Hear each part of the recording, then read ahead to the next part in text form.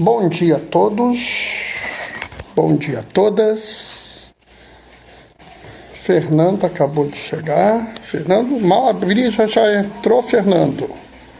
Maria Alice também. Oi, Maria Alice. Marcelo Reis Zambrano, Ellen Macedo. Acho que o assunto hoje tá bombando, hein? Boa tarde, Fernando. Ronan, oi Ronan. Para quem não conhece, Ronan é meu sobrinho lá de Castelo.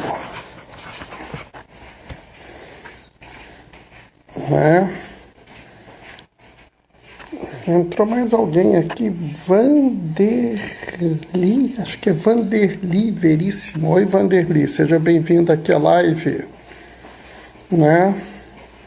Acho que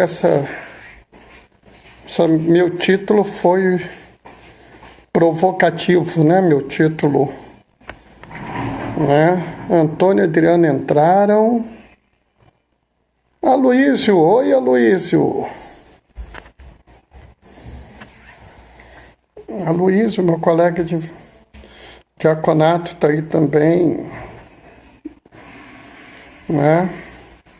Esse primeiro momento é o momento que a gente faz um momento de receber as pessoas, de estar junto aqui, o que seria o acolhimento,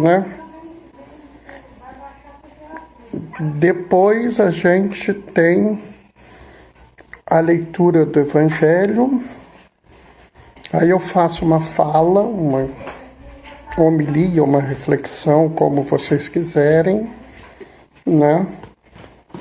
Todo mundo é livre para dar alguma opinião enquanto eu falo, Mesmo quando eu estou fazendo celebração da palavra, as pessoas podem e devem participar, Imagina aqui na live, Só eu ficar falando é muito chato, Entendeu? É uma experiência nova, E acho que a gente tem que crescer nessa experiência, A gente tem que ir melhorando a cada dia nessa atividade de fazer a realidade de ter igreja sem o templo. A igreja, ela não está fechada, o templo está fechado, a igreja está aberta, porque em cada uma das casas que nós estamos, nós temos igreja. Aqui nesse momento nós somos igreja reunida, a igreja é o povo de Deus na caminhada. Então, não muda nada, nós continuamos estando juntos. Casualmente, nossos templos estão fechados porque nós temos um compromisso com a vida, É interessante porque esse grande desafio que nós estamos enfrentando bateu com a Semana Santa, Então, vamos dizer assim, a dimensão da Semana Santa mudou para nós, A gente tem que aproveitar essa dimensão. Nesse primeiro momento, vamos esperar mais um pouco para ver se entra mais alguém, mas daqui a pouco nós estamos começando a Semana Santa, nossa Semana Santa, começando a leitura do Evangelho. Como eu faço tudo de improviso, eu não tenho um texto preparado, não tenho um textinho lendo aqui, de vez em quando eu me enrolo mesmo, é assim mesmo,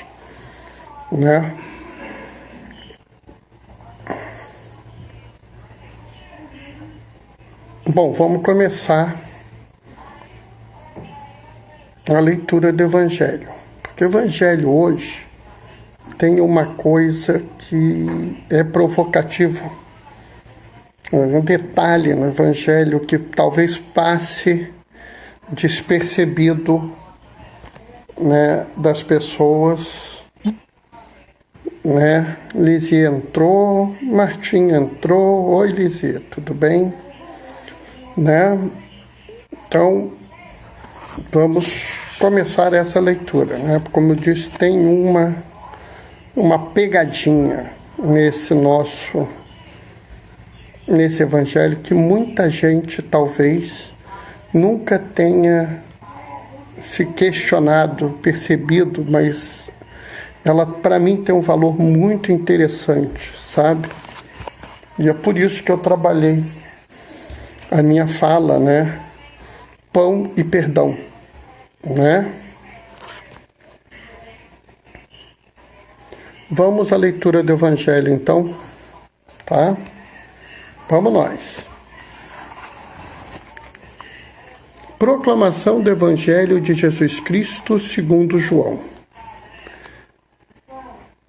Naquele tempo, estando à mesa com seus discípulos, Jesus ficou profundamente comovido e testemunhou: em verdade, eu vos digo, um de vós me entregará.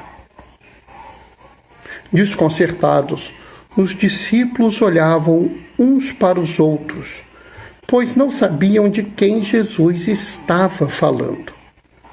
Um deles, a quem Jesus amava, estava recostado ao lado de Jesus.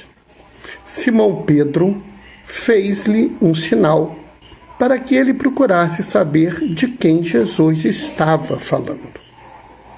Então, o discípulo, reclinando-se sobre o peito de Jesus, perguntou: Senhor, quem é? Jesus respondeu: é aquele a quem eu der o pedaço de pão passado no molho. Então Jesus molhou um pedaço de pão e deu a Judas, filho de Simão Iscariotes. Depois do pedaço de pão, Satanás entrou em Judas. Então Jesus lhe disse: o que tens de fazer, executa-o depressa. Nenhum dos presentes compreendeu por que Jesus lhe disse isso. Como Judas guardava a bolsa, alguns pensavam que lhe queria dizer: compra o que precisamos para a festa, ou que desse alguma coisa para os pobres. Depois de receber um pedaço de pão, Judas saiu imediatamente. Era noite. Depois que Judas saiu, disse Jesus: Agora foi glorificado o Filho do Homem, e Deus foi glorificado nele. Se Deus foi glorificado nele, também Deus glorificará a si mesmo, e o glorificará logo. Filhinhos, por pouco tempo estou ainda convosco. Vós me procurais, e agora vos digo, como eu disse também aos judeus: para onde eu vou, não podeis ir. Simão Pedro perguntou: Senhor, para onde vais? Jesus respondeu-lhe: para onde vou, tu não podes me seguir agora, mas seguirás mais tarde. Pedro disse: Senhor, porque não posso seguir-te agora? Eu darei a minha vida por ti. Respondeu Jesus: darás a tua vida por mim. Darás a tua vida por mim? Em verdade te digo, o galo não cantará antes que tenha me negado 3 vezes. Palavra da salvação. Glória a vós, Senhor. E Ronan tá falando assim: tio, aceita a mamãe aí no Instagram. E Ronan, mas eu consigo fazer isso durante a live? Eu não sei. Mas se alguém souber como é que eu aceito ela durante a live, me fala, tá? Senão depois eu dou um jeito de passar. Vai ficar, a live fica no Facebook, no YouTube. E amanhã eu garanto que ela pode participar. Mas se alguém souber como eu faço para aceitar ela durante a live, me avisa. Nesse meio tempo entrou mais algumas pessoas. Davi Deus. E o diácono Anderson Queiroz. Olha só. Glória a vós, Senhor, Maria Alice. Não, Maria Alice lembrou aqui do Glória a vós, Senhor, no final do Evangelho. Esse evangelho é um momento muito difícil, né? É o momento aonde a gente assiste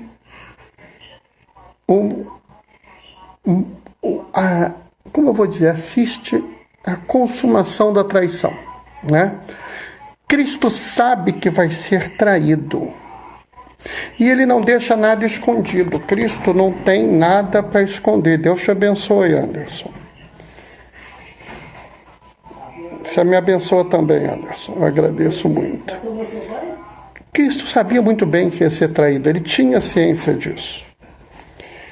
Mas ele não vai abrir mão de seguir o projeto salvífico de Deus. Deus Pai tem um projeto salvífico e ele encarna no Filho para realizar esse projeto salvífico. Esse projeto não é um projeto abstrato, não é uma fala, não é um discurso, é um ato claro de amor. Deus assume o ser humano com todas as suas fraquezas e todas as suas limitações para que ele possa salvar a humanidade. Então, a própria vinda de Cristo ao mundo já é uma vinda caracterizada pelo perdão e pelo amor. Cadu acabou de entrar, né? Essa vinda de Cristo, caracterizada pelo amor e pelo perdão, chega ao ponto máximo nesse evangelho. E aqui a gente tem um ato que talvez a maior parte das pessoas não tenha observado, né? Cristo fala assim: alguém aqui é traíra, alguém aqui vai me entregar, eu vou dançar na mão de alguém, né? E aí, olha, Eliette entrou. Oi, Eliette. Alguém aqui vai me trair. Isso é tão terrível para os apóstolos, que na época ainda eram discípulos, porque ainda não falavam no lugar de Cristo, porque apóstolo é quem fala no lugar de. Então, os discípulos se tornam apóstolos porque eles passam a falar no lugar de Cristo. Mas naquela época, naquele momento, eles falavam diretamente com Cristo, então eles eram discípulos. Vamos entender isso, né? Não seria errado chamá-los até de amigos, porque havia uma relação comum entre eles. Ontem nós vimos, inclusive, que eles não tinham o dinheiro de cada um. O dinheiro era comum a todos, né? Todos tinham o dinheiro. Eles pegavam aquele dinheiro todo, colocavam na bolsa, era a bolsa do comum. É interessante porque quem cuidava da bolsa comum era Judas, ao ponto dos discípulos olharem e falarem assim: não, ele deve estar saindo porque tem que comprar alguma coisa, esqueceu de comprar alguma coisa, ou uma coisa que era provável e era comum de acontecer na Páscoa, é que aquelas pessoas que tinham alguma coisa davam aos pobres, né? Mesmo a religião judaica já tinha essa preocupação com os pobres, então era comum que durante a Páscoa se desse alguma coisa aos pobres, né? Entendeu? Daniela e Marcos estão aí, estão mandando um abraço. Ô, Daniela, Marcos, vocês também ganham um abração. Romeu e Liette estão assistindo. Romeu é meu cunhado, Liette é a esposa dele. Oi, tudo bem? Que bom, hoje eu estou contente. Olha só, pessoal, mas tem uma coisa que talvez vocês ainda não tenham notado. Qual é o significado desse pedaço de pão? Já pararam para pensar nisso? O que significa aquele ato lá que Cristo pega o pedaço de pão, molha no molho, né, e entrega para Judas? Já pensaram nisso? O que tem de mais nisso? Né? Porque a gente tem que entender que os evangelhos não são uma obra bibliográfica como a gente tem hoje em dia, bibliografia de fulano. Não, não é isso, não. O evangelho é criado para passar uma mensagem. Radilish entrou. Oi, Radilish, tudo bem? Arte no papel 2. Eu não sei quem é arte no papel 2. Sejam bem-vindos. Então, quando alguma coisa está escrita no Evangelho, como em qualquer livro da Bíblia, tem um motivo, tem um assunto, tem alguma coisa a ser dita ali. E aí é preciso que a gente conheça a cultura do judeu para que a gente possa... Ah, Márcia, tudo bem, Márcia? Dá um abraço no pessoal de Santa Luzia. É importante que a gente entenda que aquele ato tem um significado, e esse significado é muito profundo. Quando você estava ali na mesa em comum, né, e a mesa em comum não é uma mesa de madeira, como a gente pensa, não, tá? Naquela época as pessoas não sentavam numa mesa de madeira, não. Eles punham a comida no meio e punham uma série de almofadas em volta, assim, tá entendendo? E meio que se ficava assim, meio que assim, deitados em cima das almofadas, pegando a comida. Né? Então eles não ficavam sentados numa cadeira, que nem eu estou sentado na cadeira aqui, não. Essa imagem que vocês estão vendo aqui atrás, ó, essa imagem é uma visão europeia da última ceia. Não era assim, não, tá? Não era isso. Porque se você vê isso, não faz sentido o que você está lendo. Porque eles têm um bando de almofadas e as pessoas sentam em cima das almofadas. Entendeu? E aí, Jesus pega esse pedaço de pão, molha no molho e dá para Judas. Esse aí era um sinal de carinho, de atenção, de cuidado. É como se eu comparasse com o seguinte: sabe quando tem a festa de aniversário, que você corta o bolo e você vai dar a primeira fatia do bolo para aquela pessoa que você tem um afeto especial, um carinho especial, alguém que você quer homenagear, sabe? É exatamente isso. É o primeiro pedaço do bolo, dizer você é especial. Olha que coisa interessante. Parem para pensar no que nós estamos vendo. Jesus sabia que Judas ia traí-lo? Sabia. Mas ele ainda dá esse pão coberto de molho para Judas, dizendo para ele: Judas, você é querido por mim, você é amado por mim, você é uma pessoa importante por mim, para mim, e eu lhe dou esse momento. Era como se Cristo virasse para ele e falasse: Judas, ainda dá tempo. Judas, você ainda pode mudar de ideia. Você ainda pode voltar atrás. Escolha a vida e não a morte. Jesus oferece o perdão para Judas naquele momento através de um pedaço de pão. Olha só. É por isso que eu pus pão e perdão. Porque claramente Jesus oferece a Judas, naquele momento, a oportunidade dele mudar de vida. Ele dá a Judas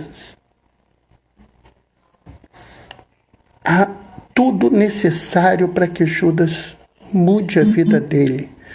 E agora, sim, nesse momento, vocês viram que eu fiz uma pausa, porque me veio uma coisa à cabeça. Né? Quando a gente vai fazendo a leitura e quando a gente vive a palavra, às vezes a gente é surpreendido por algumas coisas. E quando eu falo que Cristo deu a Judas toda a oportunidade dele mudar a vida dele escolher a vida e não a morte, me veio uma coisa na cabeça, né? E é uma coisa muito interessante. A gente fala que Cristo é o pão da vida, né? E esse pão da vida, ele nos é dado, né? Não é?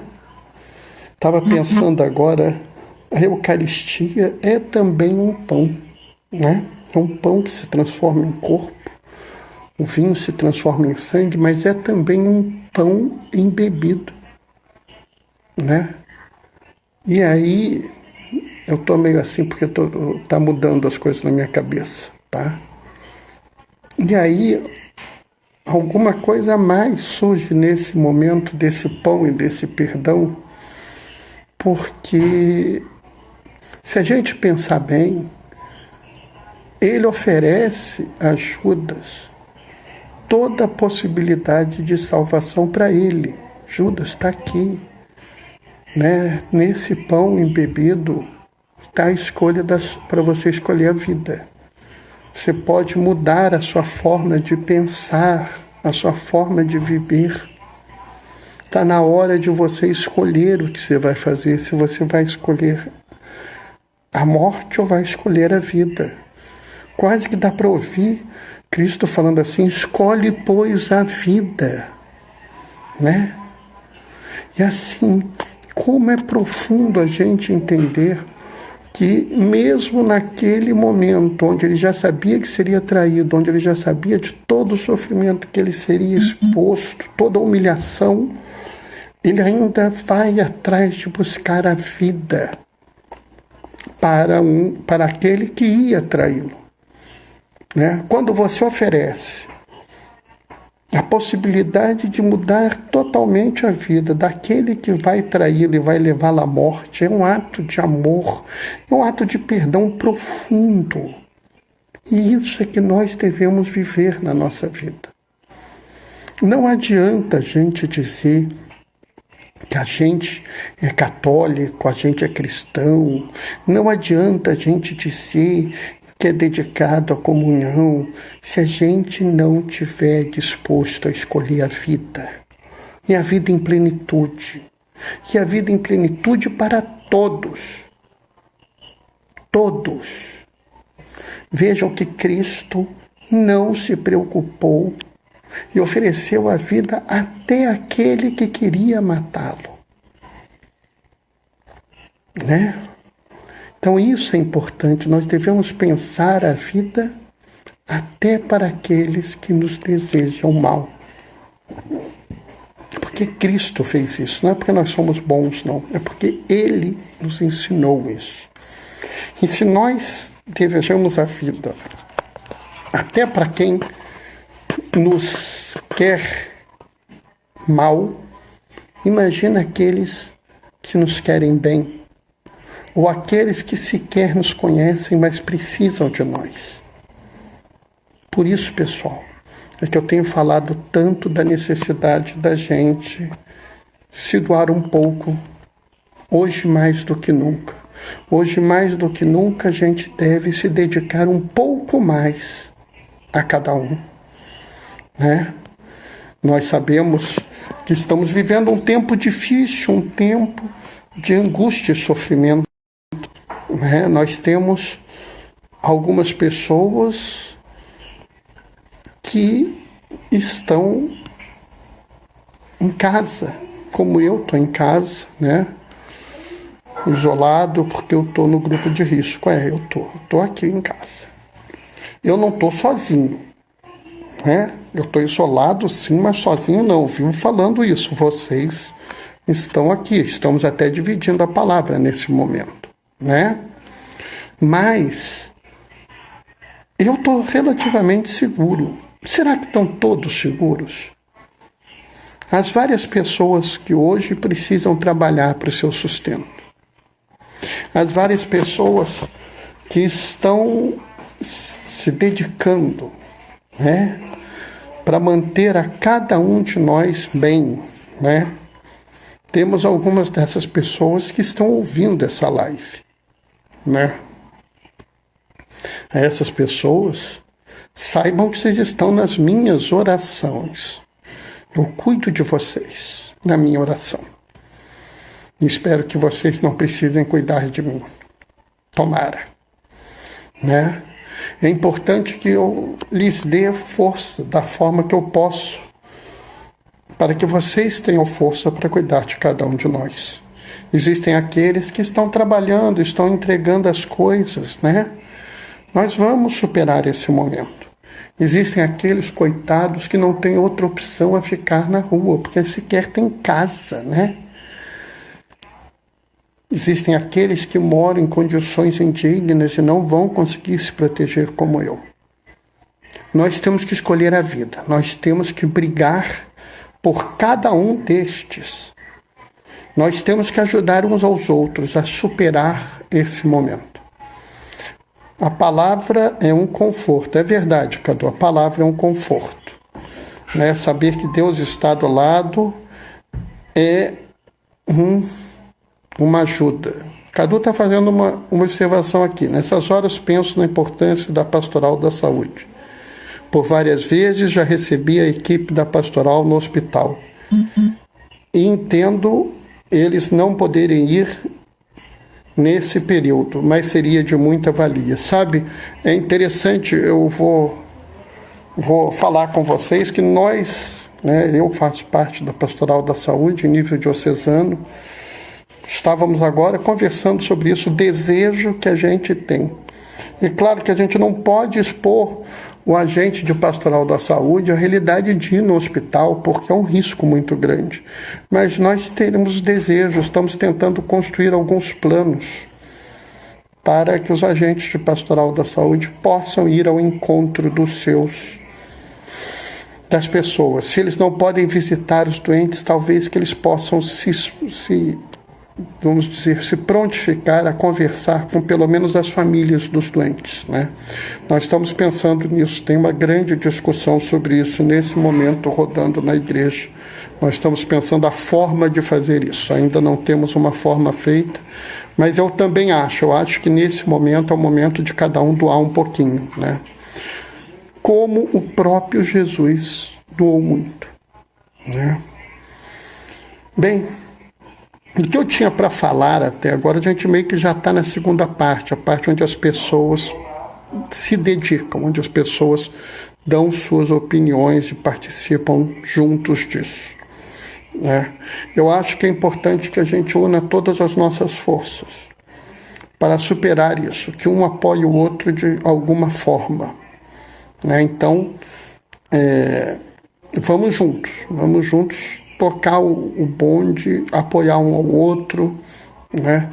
Existe formas que as pessoas estão pensando de chegar às famílias dos doentes, a chegar aos profissionais de saúde, né?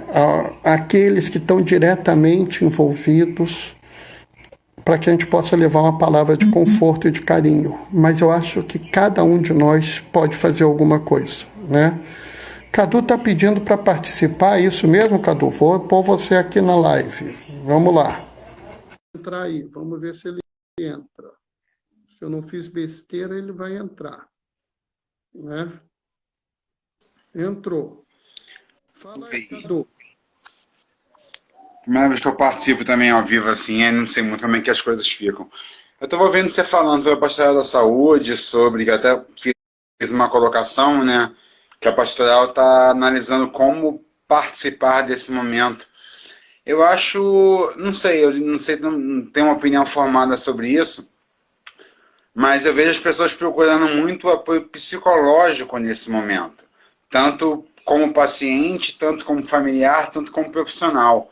E eu não sei se é porque a mídia coloca dessa forma, né, da necessidade do apoio psicológico, mas em nenhum momento a mídia fala em apoio religioso. Não sei se é porque eu não assisto um Rede Vida, um TV Pai, esses canais mais ligados à religiosidade, mas pouco se fala desse apoio religioso, assim.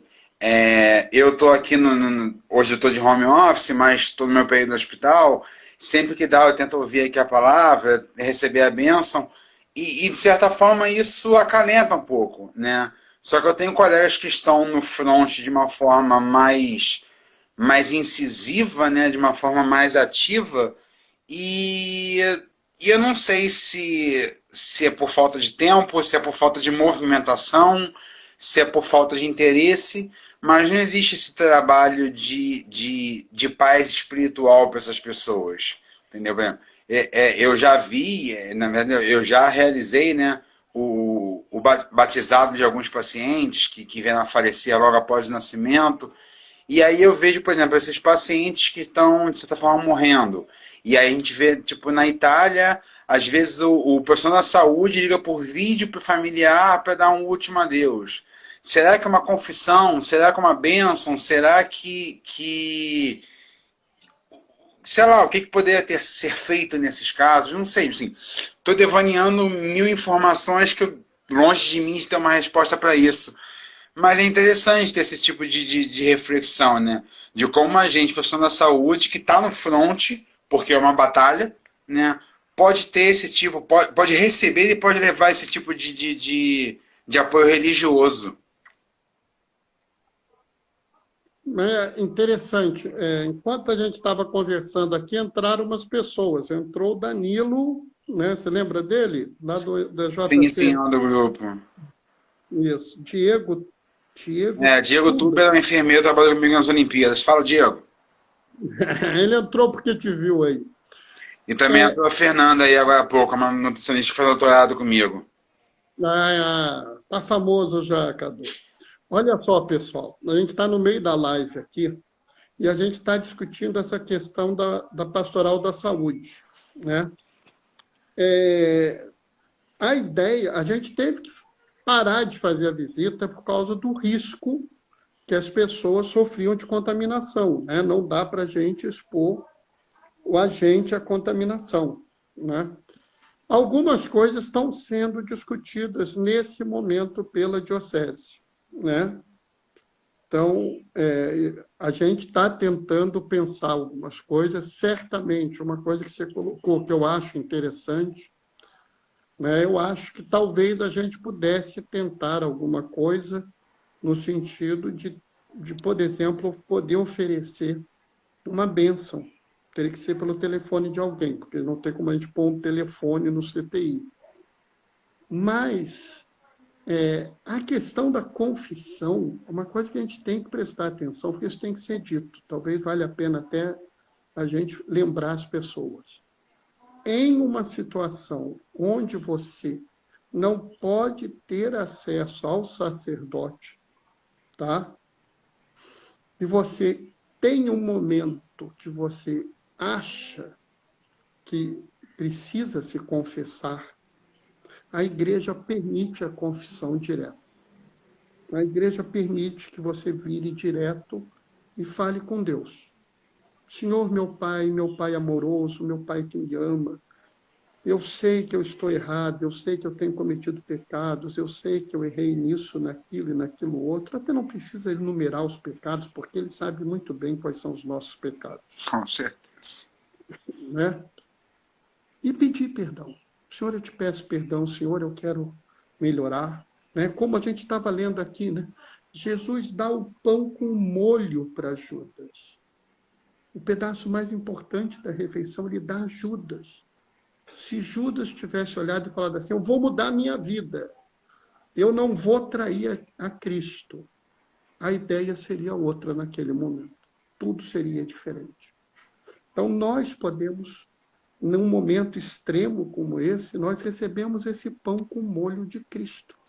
Está aqui, meu filho. Meu filho amado, esse é o pão que eu te dou. E você diz, meu pai, eu sou pecador, eu estou errado, mas eu quero melhorar. Eu me arrependo do mal que eu fiz e quero viver o bem a partir de hoje. Cristo vai te perdoar os pecados. Mas é claro, se a gente conseguisse essa ideia, né, de ter uma possibilidade de um acesso, né, nem que fosse por telefone, seria muito interessante. Eu vou conversar isso com o pessoal, a gente vai tentar implementar, tá, Cadu? Considere aí que a gente vai tentar com afinco resolver isso, né? Para ver se a gente supera esse problema, essa distância, né? E eu vou ver se a gente conversa, a gente gera alguma forma de poder dar assistência também aos profissionais que devem estar muito ansiosos. Eu imagino a ansiedade, o drama de quem está É, aí. falando agora, enquanto você falava, eu meio que parei para refletir, né? A gente está falando muito sobre o familiar, sobre o paciente. E aí, por várias vezes também, quando a parcela da saúde ia lá na unidade que eu trabalho, eu acabava recebendo, né, a benção ali por tabela. E eu paro para Isso. pensar, eu não sei, pensando na logística do dia a dia, como que isso poderia funcionar, porque as pessoas estão tão atarefadas com a batalha, né, que a gente está travando, que, não sei, assim, eu trabalho no hospital, eu vou levar o celular de enfermaria em enfermaria para dar a benção na equipe.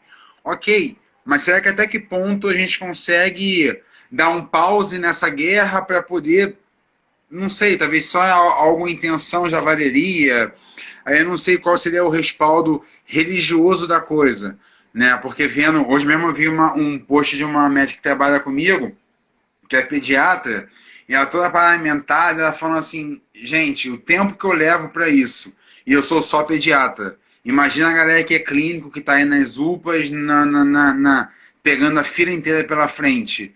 E aí, assim, não sei, repito, estou devaneando aqui, mas como que a gente poderia prover isso? Eu não sei se tem como, não sei, mas Olha algo só, realmente a refletir. olha só, não sei se você está vendo aí, né? O Fernando entrou aí e fez uma observação. O que eu estou falando não é invenção da minha cabeça, não, tá? Ele está dizendo que o que eu estou falando está no Catecismo da Igreja Católica, 1451 e 1452. Que bom Obrigado, que você Fernando. traduziu. Né? Que bom que você traduziu. Né, Fernando e eu trocamos um monte de coisas sobre isso. Newton Leão entrou. Newton é meu primo. Oi, Newton, lá da Amazônia. Tudo bem, Newton? Eu acho que é possível. Né? É possível, sim. Né? Existem as possibilidades, nós poderíamos conversar. É possível que a gente fizesse uma bênção por dia, passasse essa bênção por meio eletrônico. Né? Seria só uma questão da gente organizar isso. Né? Eu vou levar essas colocações vou levar essas colocações direto para o grupo que está discutindo isso na Diocese, tá? Para que a gente possa participar e pensar melhor formas de atender o povo de Deus. Acho que é importante, sim, a gente vai ter um problema do tamanho de um bonde, eu acho que ainda vai piorar muito, Com mesmo a certeza. gente sabendo que o isolamento é uma coisa interessante, porque se ele funcionar bem, a gente vai ter muito menos casos do que não vai ter um grande pico de casos. Então, se tudo funcionar bem, essa doença vai ser longa, mas não vai ter sobrecarga dos hospitais. Então, o isolamento, para funcionar bem, vai parecer que ele não funcionou. É interessante, né? Mas é Mas é assim uma mesmo. discussão que está até colocada, por exemplo, não sei se você viu hoje, o Witzel já fez mais um decreto, né? E aí ele já permitiu que os municípios onde tem 0 casos, as pessoas possam sair e entrar do município por questões de trabalho ou o que for.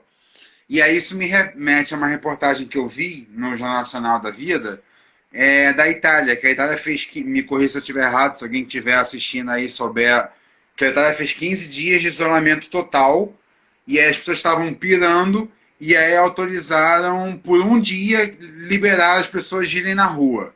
E aí 2 semanas depois desse um dia, a quantidade de casos aumentou em 10 vezes, ou seja, nesse um dia que abriu a porteira, quem tinha passou para quem não tinha e virou a bagunça na floresta, né? Então não sei, Exatamente. não sei o que vai acontecer nos próximos dias aí não, mas Mas isso aí não cabe a nós, né? sim. Eu vou fazer o seguinte, eu vou tirar você do ar, que eu vou dar a benção a todo mundo agora, Vai lá, vai lá. inclusive a você. A Licinha 351 entrou também. Bom, foi muito legal, a gente teve a interação, é muito interessante. Cadu é do grupo de jovens lá da Cristo Redentor, fez o mestrado comigo, foi muito interessante. Fernando deu um apoio, muito bom a participação hoje. Amanhã às 15h30 estaremos juntos de novo, tá? Sejam sempre todos bem-vindos aqui, voltem sempre, a live vai funcionar até acabar o isolamento, tá? Estarei sempre aqui às 15h30. Para todos que ainda estão e para aqueles que ouvirem pelo YouTube, eu vou dar a bênção. O Senhor esteja convosco, Ele está no meio de nós. Abençoe-vos o Deus pela intercessão de Dom Oscar Romero, desça sobre vós e permaneça para sempre a bênção do Deus Todo-Poderoso, Ele que é Pai, Filho e Espírito Santo. Que a alegria do Senhor hoje e sempre seja a vossa força. Ide em paz e que o Senhor vos acompanhe. Graças a Deus.